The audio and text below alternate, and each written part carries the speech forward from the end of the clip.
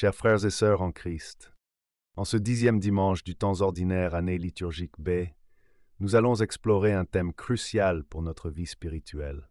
La manière dont Satan nous séduit, nous pousse à agir contre la volonté de Dieu et ensuite nous accable de culpabilité. Ce processus insidieux a des conséquences graves, telles que la perte de l'estime de soi, le sentiment d'indignité et, dans des cas extrêmes, le désespoir pouvant mener au suicide.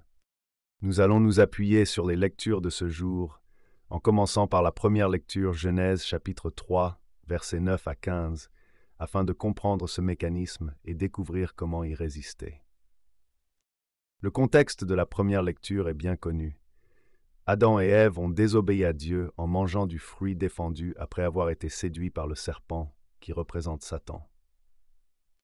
Lorsque Dieu appelle Adam et Ève, ils se cachent, car ils se sentent nus et coupables. Dieu les confronte alors à leur désobéissance. Le serpent a séduit Ève en lui promettant qu'elle serait comme Dieu, connaissant le bien et le mal. Cette promesse était une ruse pour la détourner de l'obéissance à Dieu. Satan utilise souvent des demi-vérités et des séductions pour nous convaincre d'agir contre la volonté divine. Une fois que nous succombons, il se moque de nous et nous accuse, nous plongeant dans la culpabilité. Après avoir mangé le fruit, Adam et Ève réalisent leur nudité et se sentent honteux. Cette culpabilité est une conséquence directe de leur désobéissance. Satan, qui les a séduits, est aussi le premier à les accuser intérieurement, les faisant sentir indignes et séparés de Dieu. Cette dynamique se manifeste encore aujourd'hui dans nos vies. Lorsque nous cédons à la tentation, nous ressentons une profonde culpabilité. Satan utilise cette culpabilité pour nous accabler davantage, nous plongeant dans une spirale de honte et de désespoir. Les conséquences peuvent être dévastatrices, perte de l'estime de soi, sentiment d'indignité et, dans les cas extrêmes, des pensées suicidaires. Le psaume 129, également connu sous le nom de Profundis, commence par un cri de détresse. « Des profondeurs, je crie vers toi, Seigneur, Seigneur, écoute mon appel. » Ce verset nous place au cœur d'une situation de désespoir profond, symbolisant la culpabilité et la honte après avoir succombé à la tentation. La culpabilité engendrée par le péché peut être écrasante. Si tu retiens les fautes, Seigneur, Seigneur, qui subsistera? Cette question rhétorique met en lumière notre fragilité humaine face à la justice divine. Lorsque nous succombons à la séduction de Satan, nous sommes accablés par une culpabilité qui peut mener à de graves conséquences.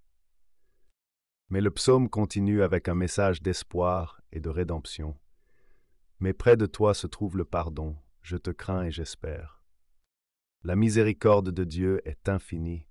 Même lorsque nous nous sentons accablés par notre culpabilité, nous pouvons toujours nous tourner vers Dieu pour le pardon.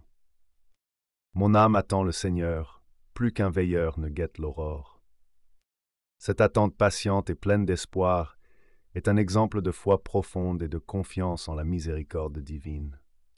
Dans la deuxième lecture, Paul écrit aux Corinthiens « Nous croyons et c'est pourquoi nous parlons. » La foi est présentée comme une réponse active aux défis de la vie, y compris les séductions de Satan. Paul souligne que la foi nous pousse à témoigner, même face aux épreuves et aux souffrances. Paul reconnaît les souffrances présentes, mais les met en perspective avec la gloire éternelle qui nous attend. Car nous savons que si cette tente où nous demeurons sur la terre est détruite, nous avons dans les cieux une demeure que Dieu nous a préparée, une demeure éternelle qui n'est pas l'œuvre des hommes. Cette confiance en la vie éternelle nous aide à surmonter la culpabilité et à résister aux séductions de Satan, en nous rappelant que notre espérance est en Dieu. À quoi ça sert de vivre 100 ans dans le mal sur terre et perdre l'éternité? L'évangile de Marc nous montre une confrontation directe entre Jésus et les forces du mal. Les scribes accusent Jésus d'être possédé par Satan, mais Jésus réfute cette accusation en soulignant que Satan ne peut se diviser contre lui-même. Comment Satan peut-il chasser Satan?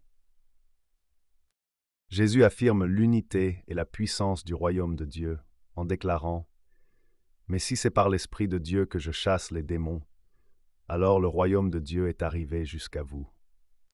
Cette déclaration montre que la puissance de Dieu surpasse celle de Satan et que Jésus est venu pour briser le pouvoir de la séduction et de la culpabilité.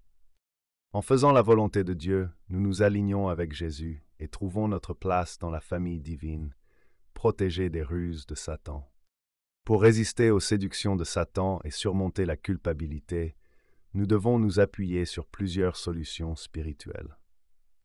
Premièrement, comprendre que Satan commence par séduire puis accuse, nous aide à être vigilants. Soyons conscients des pièges qu'il tend et soyons prêts à les éviter. Deuxièmement, comme le psalmiste, nous devons crier à Dieu dans nos moments de détresse. Reconnaissons notre péché et demandons son pardon avec un cœur contrit.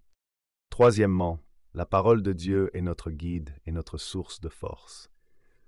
En méditant régulièrement sur les Écritures, nous renforçons notre esprit contre les tentations. Quatrièmement, la prière régulière et la participation aux sacrements, en particulier la confession et l'Eucharistie, sont essentielles pour recevoir la grâce de Dieu et fortifier notre foi. Enfin, la communauté de foi est un soutien précieux. Partageons nos luttes avec nos frères et sœurs en Christ, trouvons du réconfort et prions les uns pour les autres. Prions, Seigneur, accorde-nous la force de résister aux séductions de Satan et de vivre selon ta volonté, guidés par ton amour et ta miséricorde. Amen. Comme exercice de la semaine, méditez chaque jour un passage des Écritures et demandez à Dieu de vous aider à travers ce verset à reconnaître et à éviter les tentations.